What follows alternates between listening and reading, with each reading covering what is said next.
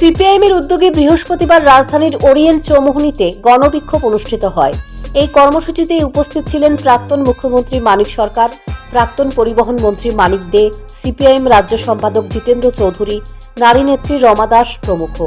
গণ অবস্থানে বক্তব্য রাখতে গিয়ে প্রাক্তন মুখ্যমন্ত্রী মানিক সরকার বলেন, দেশের সরকার একের পর এক অবিজেপি রাজ্যগুলির উপর আক্রমণ চালিয়ে যাচ্ছে। যেসব রাজ্যে অবিজেপি সরকার আছে সেই সরকারগুলি ভেঙে দেবার চেষ্টা করছে। কখনো রাজনৈতিক চাপ সৃষ্টি করে, কখনো বা মোটা অঙ্কের টাকার বিনিময়ে ঘোড়া কেনা বেচার মতো নোংরা রাজনীতিতে নেমে পড়েছে এই সরকার। এরপরও যদি বাধা আসে তাহলে বিভিন্ন কেন্দ্রীয় সংস্থাগুলিকে লেলিয়ে দিচ্ছে। লোকসভা নির্বাচনকে সামনে রেখে কেরলের সরকারকে অর্থনৈতিক এবং রাজনৈতিকভাবে আক্রমণ করছে বলেও অভিযোগ করেছেন মানিক সরকার। কেন্দ্রের এই ধরনের নীতির তীব্র নিন্দা জানিয়েছেন তিনি। পাশাপাশি তিনি দলের কর্মীদের উদ্দেশ্যে বলেন, দলের কর্মীরা যাতে ঘুরে দাঁড়ায় এবং রুখে দাঁড়ায়, যাতে করে দলের প্রার্থীদের পক্ষে মানুষের রায় আসে, সেইভাবে দলীয় কর্মীদের তৈরি হবার পরামর্শ দিয়েছেন মানিক সরকার।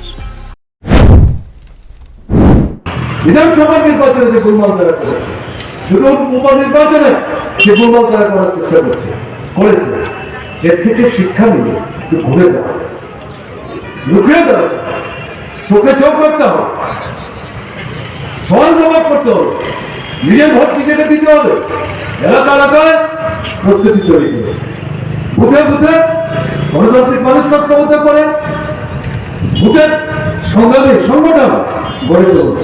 কারণ নির্দেশের জন্য অপেক্ষা করবেন না। কাজে আজকের লড়াইয়ের সঙ্গে এই সামনের লড়াইটাকে যুক্ত করে অগ্রসর হতে হবে। কেরালাও লড়াইটা নিকারানি করছে, শুধু আজকের জন্য না।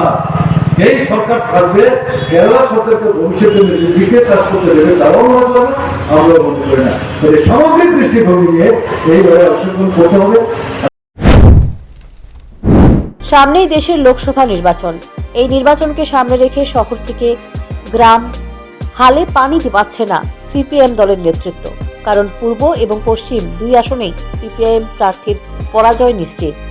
মানুষ তাদের প্রতি যেমন ভরসা করতে পারছেন না, তেমনি এই দলের নেতা নেত্রীরাও মানুষের আস্থা বিশ্বাস অর্জন করতে পারছেন না। মানুষের কাছে যাবার তাদের অনেকের মধ্যেই সৎ সাহস নেই। এই পরিস্থিতিতে দলের নেতা নেত্রীদের মধ্যেই হতাশা বিরাজ করছে। এই হতাশার ছাপ গণবিক্ষোভকে ঘিরে সিপিআইএমের কর্মীদের মধ্যে প্রত্যক্ষ করা যায়।